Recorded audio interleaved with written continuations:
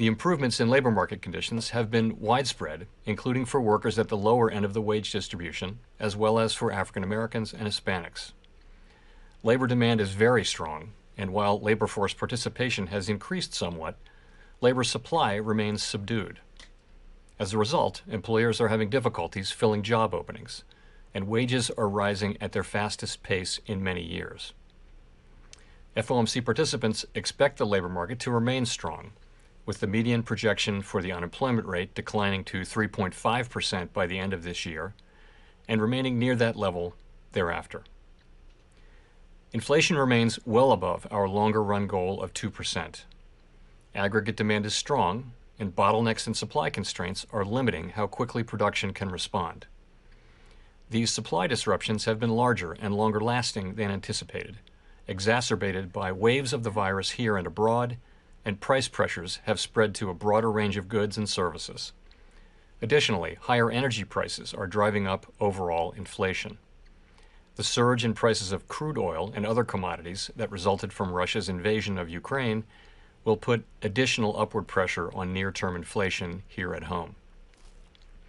We understand that high inflation imposes significant hardship, especially on those least able to meet the higher costs of essentials like food, housing, and transportation. We know that the best thing we can do to support a strong labor market is to promote along expansion, and that is only possible in an environment of price stability. As we emphasize in our policy statement, with appropriate firming in the stance of monetary policy, we expect inflation to return to 2% while the labor market remains strong. That said, inflation is likely to take longer to return to our price stability goal than previously expected. The median inflation projection of FOMC participants is 4.3% this year, and falls to 2.7% next year and 2.3% in 2024. This trajectory is notably higher than projected in December, and participants continue to see risks as weighted to the upside. The Fed's monetary policy actions have been guided by our mandate to promote maximum employment and stable prices for the American people. Our policy has been adapting to the evolving economic environment, and it will continue to do so. As I noted, the committee raised the target range for the federal funds rate by 1/4 percentage point and anticipates that ongoing increases in the target range will be appropriate. The median projection for the appropriate level of the federal funds rate is 1.9% at the end of this year, a full percentage point higher than projected in December. Over the following 2 years, the median projection is 2.8%, somewhat higher than the median estimate of its longer-run value. Of course, these projections do not represent a committee decision or plan, and no one knows with any certainty where the economy will be a year or more from now. Reducing the size of our balance sheet will also play an important role in firming the stance of monetary policy. At our meeting that wrapped up today, the committee made good progress on a plan for reducing our securities holdings, and we expect to announce the beginning of balance sheet reduction at a coming meeting. In making decisions about interest rates and the balance sheet, we will be mindful of the broader context in markets and in the economy, and we will use our tools to support financial and macroeconomic stability. As we noted in our policy statement, the implications of Russia's invasion of Ukraine for the U.S. economy are highly uncertain. In addition to the direct effects from higher global oil and commodity prices, the invasion and related events may restrain economic activity abroad and further disrupt supply chains, which would create spillovers to the U.S. economy through trade and other channels. The volatility in the financial markets, particularly if sustained, could also act to tighten credit conditions and affect the real economy. Making appropriate monetary policy in this environment requires a recognition that the economy often evolves in unexpected ways. We will need to be nimble in responding to incoming data and the evolving outlook, and we will strive to avoid adding uncertainty to what is already an extraordinarily challenging and uncertain moment. We are attentive to the risks of potential further upward pressure on inflation and inflation expectations. The committee is determined to take the measures necessary to restore price stability. The American economy is very strong and well positioned to handle tighter monetary policy. To conclude, we understand that our actions affect communities, families, and businesses across the country. Everything we do is in service to our public mission. We at the Fed will do everything we can to achieve our maximum employment and price stability goals. Thank you. I look forward to your questions. Thank you. Let's go to Gina at the New York Times. Hi, Chair Powell. Thank you so much for taking our questions. I wonder if you could detail your thinking a little bit about how you're considering the risks of going too fast and potentially tipping the economy into recession, and how you're weighing those risks against the possibility of going too slowly, allowing inflation to become embedded and kind of getting behind the curve. So I guess I would start by saying that, in my view, the probability of a recession within the next year is not particularly elevated. And why do I say that? Aggregate demand is currently strong, and most forecasters expect it to remain so. If you look at the labor market, also very strong. Conditions are tight, and payroll job growth is continuing at very high levels. Household and business balance sheets are strong. And so all signs are that this is a strong economy, indeed one that will be able to flourish, not to say withstand, but certainly flourish as well in the face of less accommodative monetary policy. So I guess that's how I would say I'm looking at that. Of course, the objective is to achieve price stability while also sustaining a strong labor market, and that is our overall objective. But we do feel the economy is very strong and well positioned to withstand tighter monetary policy. Thank you. Let's go to Howard.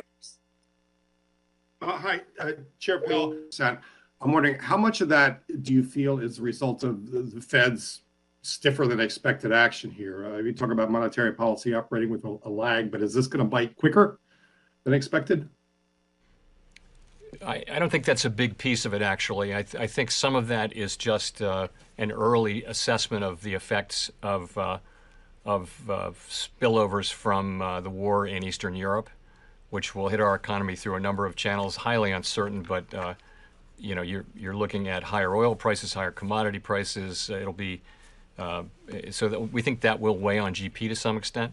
So that's part of what moved those assessments down. I think generally monetary policy works with a lag, so some of that would also be in there. But remember as well that 2.8% is still very strong growth. If we think that the potential growth rate of the economy is somewhere around 1.75%, 2.8% is strong economic growth. It would have been one of the strongest years, in fact, of the last expansion.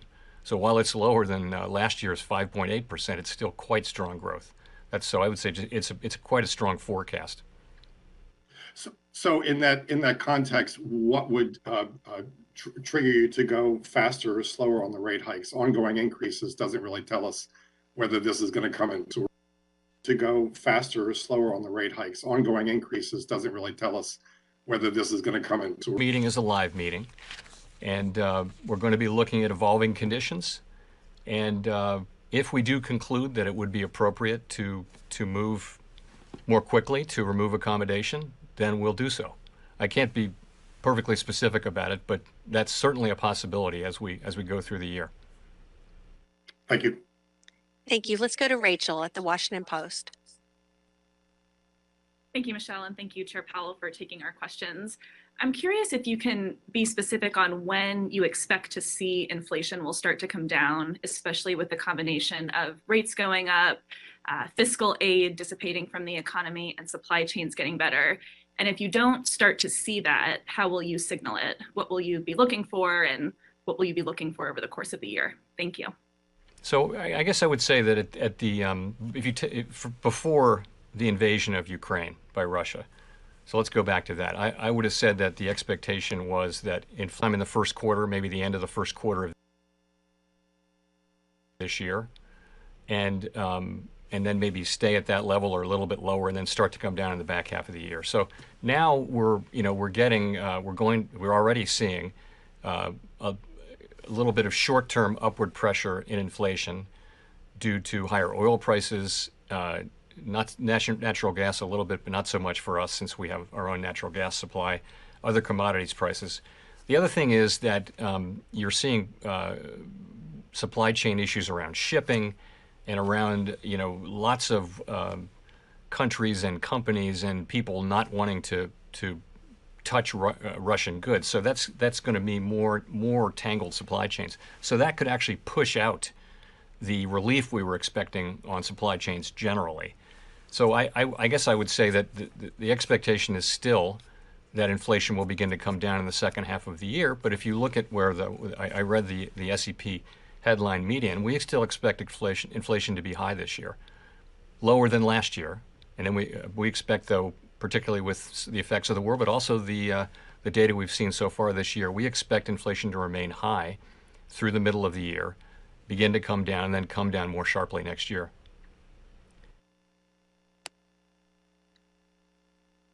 Let's go to Nick at the Wall Street Journal.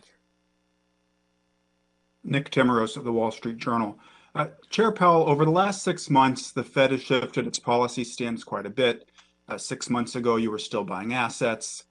Most officials weren't projecting any interest rate increases this year. And yet, despite the shift over the last 6 months, real rates are as negative today as they were then. So how concerned are you that further inflation surprises will offset the effects of recent policy firming by leading real rates to stay at levels that do not actually provide much restraint to the economy? Thanks. So that's one of many ways of capturing the situation, which is that the committee really does understand that the time for rate increases and for shrinking the balance sheet has come. And I would just say, I would go back to the economy is very strong. As I mentioned, tremendous momentum in the labor market. We expect growth to continue. It's clearly time to raise interest rates and begin the balance sheet shrinkage. And I just wanted to say that as I looked around the table at today's meeting, I saw a committee that's acutely aware of the need to return the economy to price stability and determined to use our tools to do exactly that. You couched it in terms of real rates. I would say if you look at the SEP, you've got people getting close to or even above, in many cases, their estimate of the longer run neutral rate.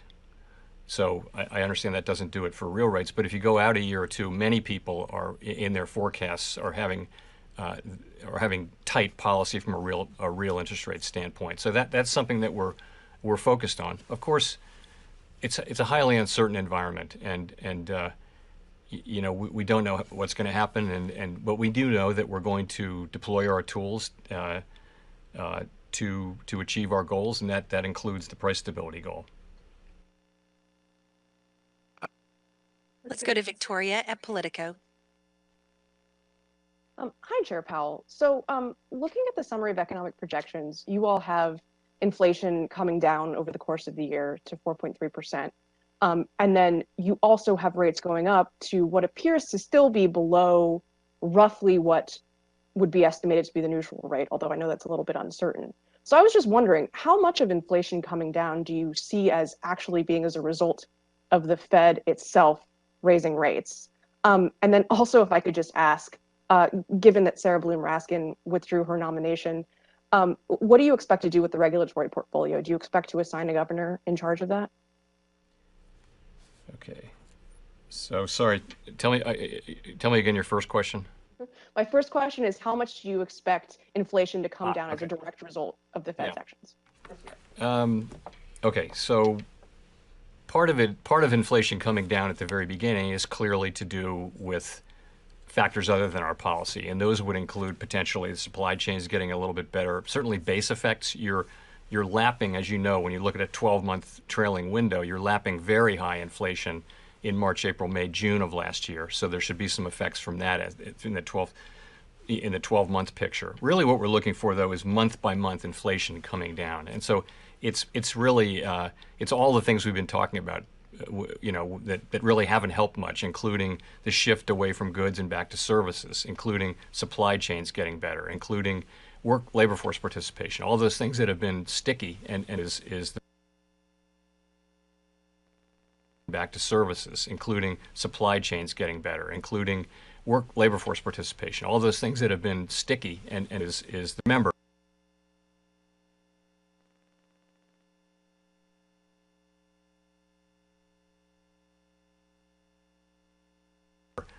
we started talking about rate increases last year. For some months now, financial conditions have already incorporated a significant number of rate increases. So it doesn't start today. In effect, the moves are already priced into the market for a few months now. So so the clock is running on that, and I think some of that will be seen in half of the year as well. And on the regulatory portfolio, so I would just say this: we have an obligation to carry out under the law, in supervision and regulation, and we're doing that. That's what we're doing. The committee is not active, so what's happening is things are coming to the full board, and we're voting on them. We're getting our business done. We got the stress tests done. We've looked at a number of proposals for mergers and things like that. So we're working ahead. Of course, we don't have a vice chair for supervision, as you mentioned, but we're making do with the situation we have, and a good number of things have come straight to the board for approval. Let's go to Neil Irwin at Axios.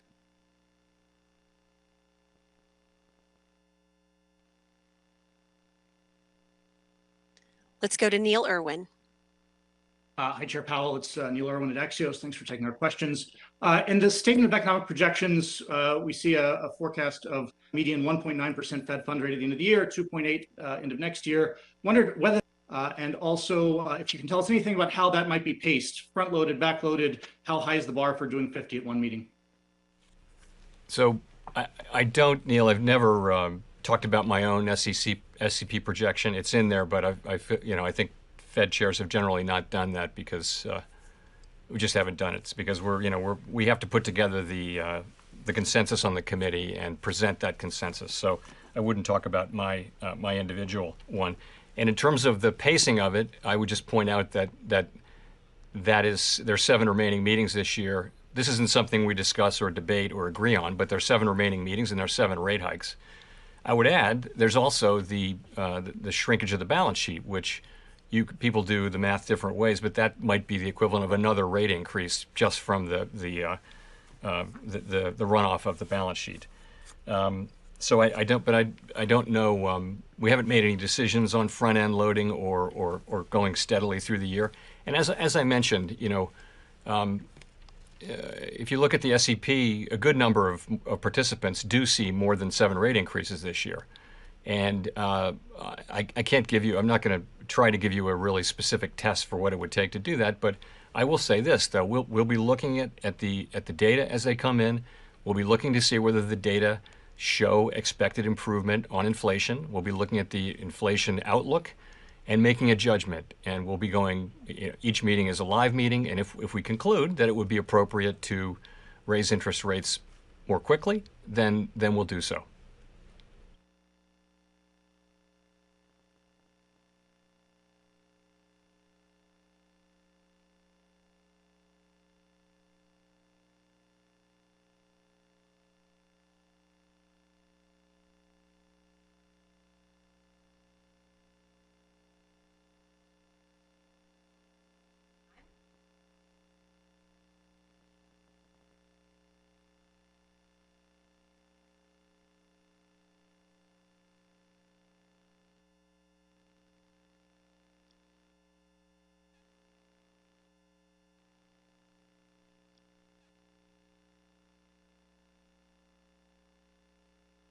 Okay, we're going to try one more time. Colby Smith at the FT.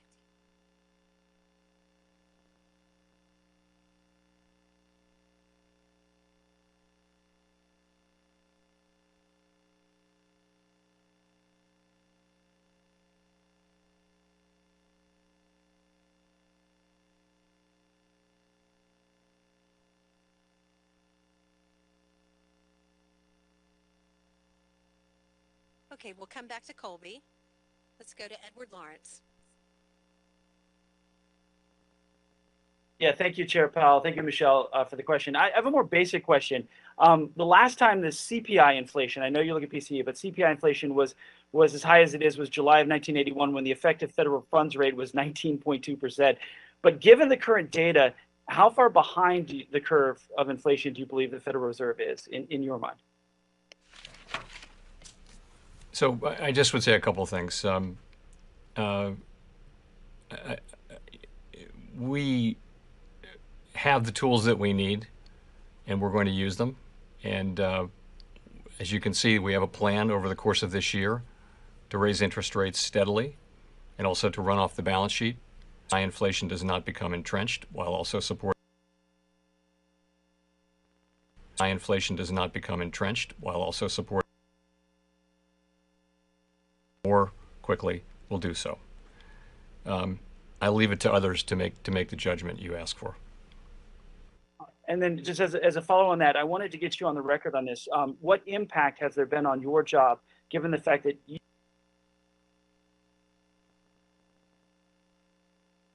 We lost you in the middle of the question.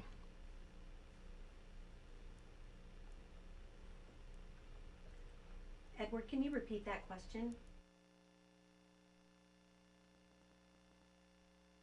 the impact that given you're not actually confirmed and Governor Brainerd is not actually confirmed, has there been any impact on your job or the Fed's ability to handle inflation? None whatsoever.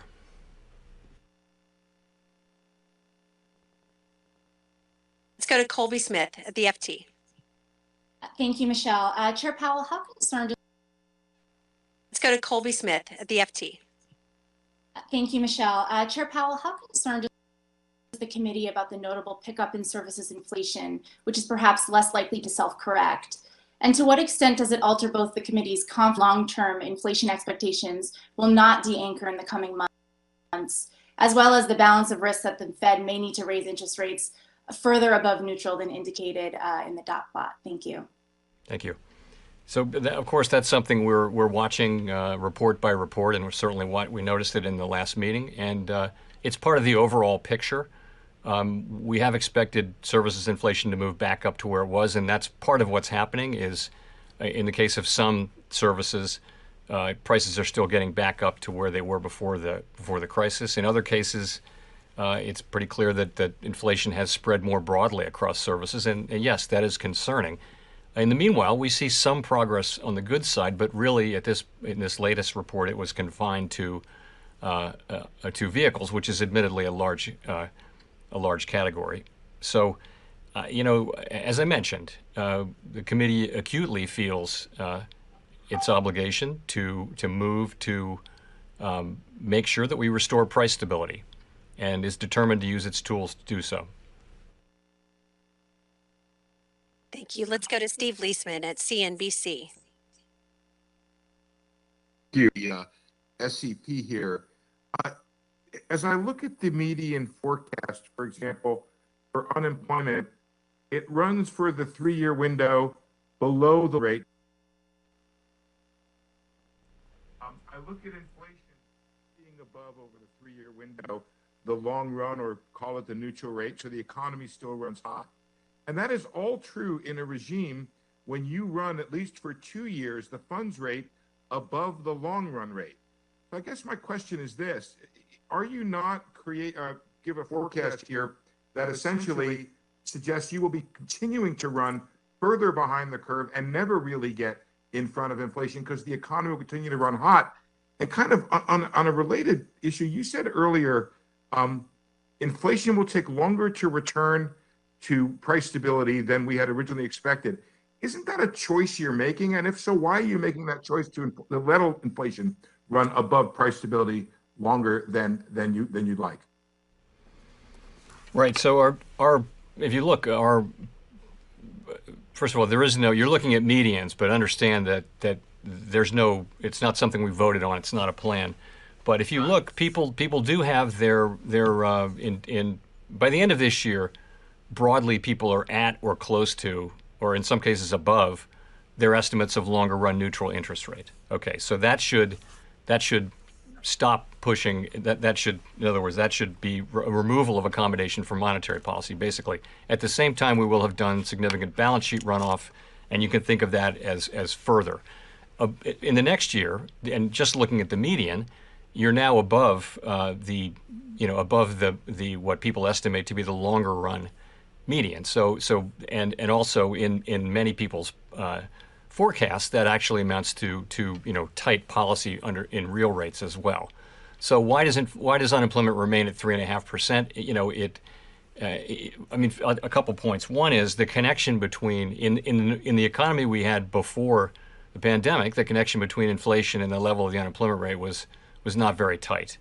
But this is clearly what this is an expectation that really it amounts to that the idea that wage increases, which are now running above the level that would be consistent over the long run with 2% inflation, will move back down to levels which are still very attractive, full economy full employment kind of wages, but not to a point where they're pushing up inflation anymore. And as I mentioned, there are a lot of factors causing inflation to come down. And you know, the reality is there are many moving pieces, and we don't know what will actually happen.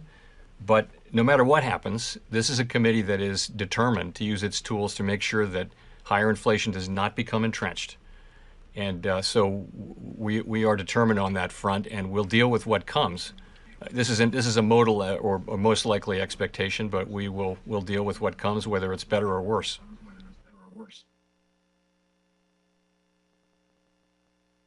Thank you. Let's go to Chris Rugaber at the AP. Hi, thank you.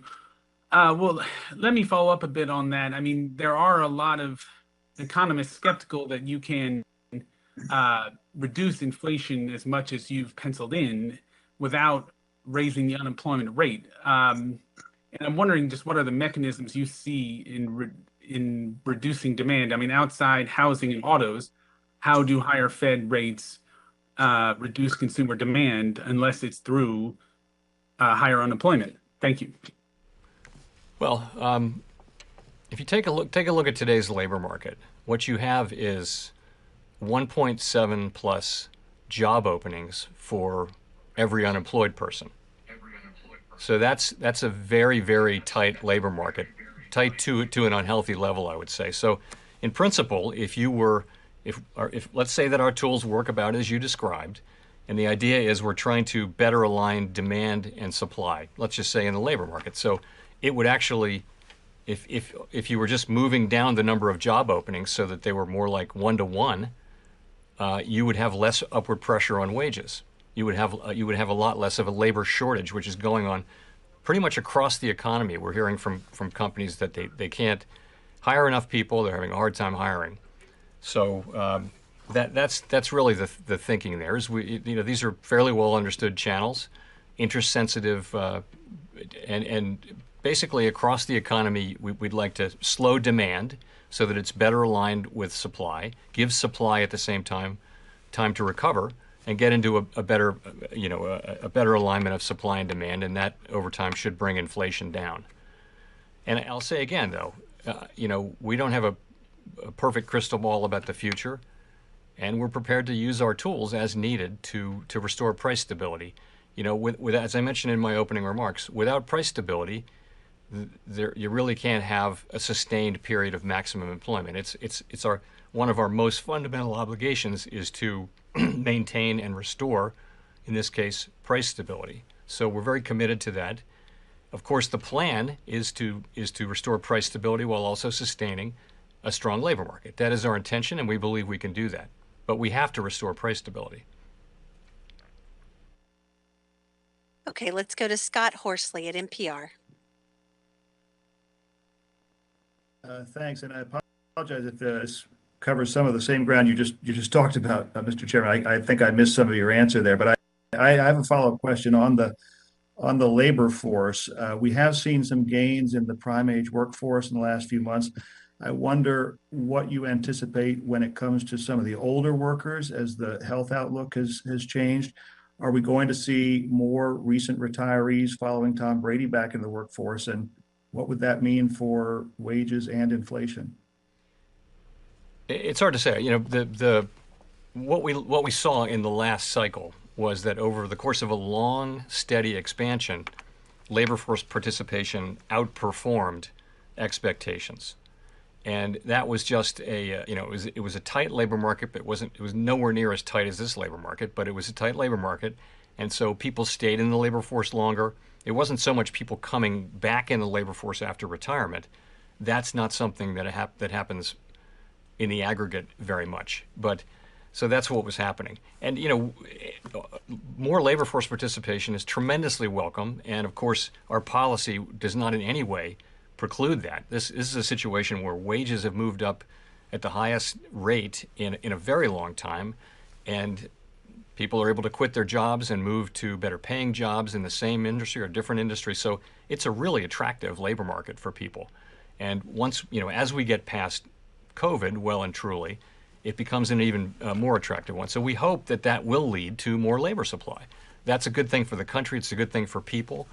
And it also will, we think, help relieve some of the wage pressures that do put inflation more at risk. That last part is we'll have to see whether empirically it works out that way. But in principle, it ought to help with inflation as well. It's not the only thing we're looking for, though, from inflation. We're looking for help from a number of different places, and most importantly, from our own policy. Okay, let's go to Rich Miller at Bloomberg. Thank you, Michelle, and thank you, Chair Powell. I'm sorry, I'm having some communication problems, so I've missed some of the stuff you've said, and my apologies if this has been asked. Since the FOMC met last January, and my apologies if this has been asked.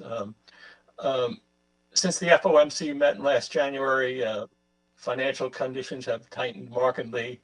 Equity prices down, treasury yields up, bond spreads risen, yield curve has flattened a lot, and even further this today, dollar is up.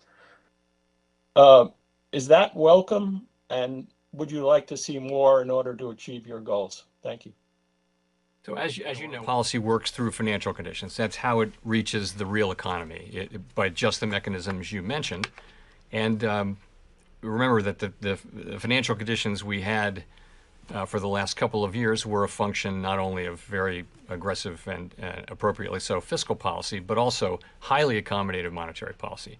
The monetary policy settings that we put in place at the worst parts of the pandemic. So it is very appropriate to move away from those. And yes, that will lead to some tightening in financial conditions in the form of higher interest rates and just the sorts of things. We're not targeting any one or more of those things, but financial conditions generally should move to a more normal level, so that because we know the economy no longer needs or wants these very highly accommodative this stance, which so it's time to move to a more normal setting of financial conditions, and we do that by moving monetary policy itself to more normal levels.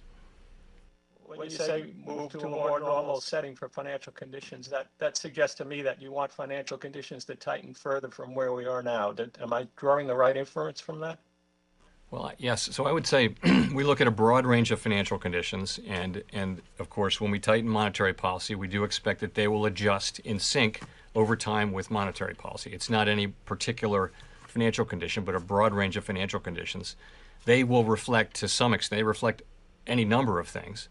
But yes, we need our policy to transmit to the real economy, and it does so through financial conditions, which means as we tighten policy or remove accommodation so that it's at least less accommodative, that broader financial conditions will also be less accommodative. Thank you. Just a little housekeeping note.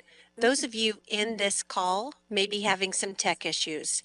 If so, I understand the broadcast is coming through clearly on www.federalreserve.gov. So you might go there for the audio. And now we'll go to Jean Young.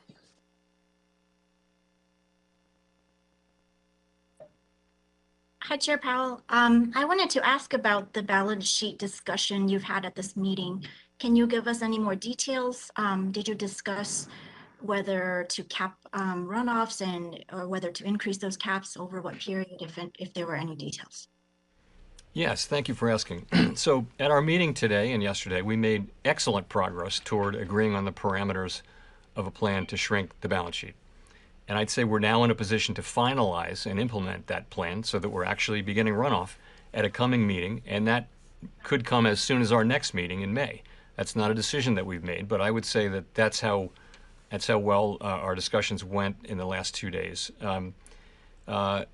so a couple things just to add. We'll be mindful of the broader financial and economic context when we make the decision on timing, and we always want to use our tools to support macroeconomic and financial stability. We want to avoid adding uncertainty to what's a highly uncertain situation already. So all of that will go into the thinking of the timing around this. In terms of the, I would say this. I don't want to get too much into the details because we're literally just finalizing them. But the framework is going to look very familiar to people who are familiar with the last time we did this. But it'll be faster than the last time, and of course it's much sooner in the cycle than last time.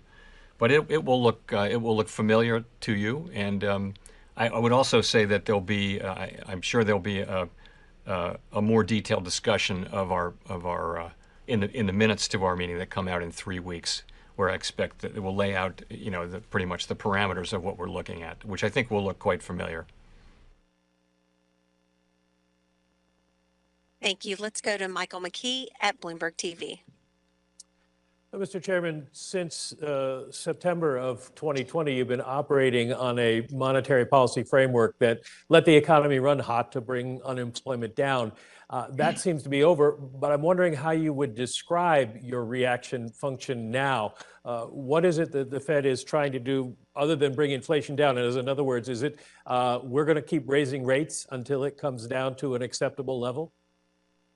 Yeah, so I want to clear one thing up again, and that is that nothing in our new framework or in the changes that we made has caused us to wait longer to raise interest rates. What we said in the framework changes was, and this was really a reflection of what had happened for the preceding couple of decades, actually. What we said was, if we see low unemployment, high employment, but we don't see inflation, then we're not going to raise rates till we actually see inflation. That's what we said, and that was the sense of it. There was no sense in which if we got a burst of really high inflation, we would wait to raise rates. That's simply not in the framework. In fact, quite the contrary. The framework is all about anchoring inflation expectations at 2%. So I do hear this, that the framework, we can't blame the framework. It was a sudden, unexpected burst of inflation. And then it was the reaction to it, and it was what it was. But it was not in any way caused by or related to the framework. So come to today. I think our vision on this on the committee is very, very clear. What we see is a strong labor market. We see a labor market with a lot of momentum, great job creation, and we see the underlying economy strong. Balance sheets are strong. Yes, there are threats to growth from what's going on in Eastern Europe, but nonetheless, in the base case, there's a pretty broad expectation of strong growth. But inflation is far above our target, and the help we've been expecting and other forecasters have been expecting from supply side improvement, labor force participation, bottlenecks, all those things getting better, it hasn't come. And so we're looking now to using our tools to restore price stability, and we're committed to doing that. And you see that, I think, in the summary of economic projections, and you see that in the decision we make, and you will continue to see it in the decisions we make going forward. If I could follow up by asking, I guess what you'd call it is the Paul Volcker question. You don't think unemployment is going to rise significantly, but if it does that temper your desire to keep raising rates? Well, the goal, of course, is to restore price stability while also sustaining a strong labor market. We have a dual mandate, and they're sort of equal. But as I said earlier, price stability is an essential goal. In fact, it's a precondition, really, for achieving the kind of labor market that we want, which is a strong and sustained labor market. We saw the benefits of a long expansion, a sustained labor market. It pulled people back in, and there were really no imbalances in the economy that threatened the long expansion. The pandemic arrived. It was just a completely exogenous event. So that's how we're thinking about it. We of course want to achieve price stability with a strong labor market, but we do understand also that really you can't have maximum employment for any sustained period without price stability. So we need to focus on price stability, and particularly because the labor market is so strong and the economy is so strong, we feel like the economy can handle tighter monetary policy. Thank you. Let's go to Brian Chung at Yahoo. You are communicating what the Fed's doing here today to the average American who might not be reading the dot plots or understanding what the SCP is. How is the 25 basis point hike today and then the signaling on future Fed policy going to address the inflation that they're feeling at the stores on a daily basis? Sure. So I guess I'd start by just assuring everyone that we're fully committed to bringing inflation back down and also sustaining the economic expansion.